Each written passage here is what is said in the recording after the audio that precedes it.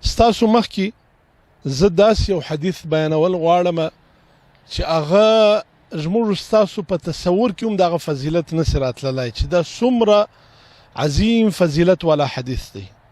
په دې حدیث کې رسول الله صلی الله علیه وسلم دا فرمایي، وای کله دا حدیث اوس ابن اوس الثقفي رضی الله عنه روایتي، او دا حدیث سنن ترمذی کې، مسند احمد کې، او داسې دا حدیث په نورو کتابو کې موجود دی.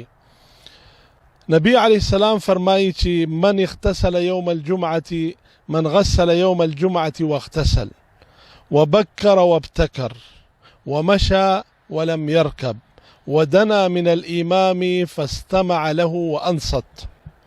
وای کم انسان چې د سلور کارونه وکي، اول غسل وکي، ښه پوره غسل وکي، دوام او دی وختي ولاړ سي د جمعې د لمانځه د ادا کولو دپاره، د خطبې د اورېدلو دپاره مسجد ته ولاړ سي، وختي ولاړ سي، او دریم دی په پښو باندې ولاړ سي، څلرم امام ته نږدې کښېني او خطبه په خاص غور باندې واوري. دا 5 کارونه چې دی وکي نو د دې ثواب او اجر بسي. رسول الله صلی الله علیه وسلم فرمایي كان له بكل خطوة يخطوها أجر سنة، أجر صيامها وأجر قيامها، أو كما قال عليه السلام.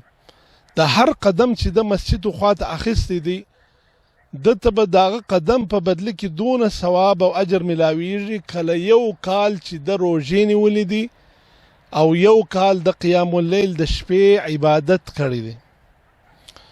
او دا صحیح حدیث دی. تاسو دی کې فکر وکړئ که یو انسان د کورو د مسجد په مابینس کې د 500 قدم ولاري، نو ګواکې د 1500 کاله روژې ونیولې د ورځې او د شپې قیام اللیل وکړي.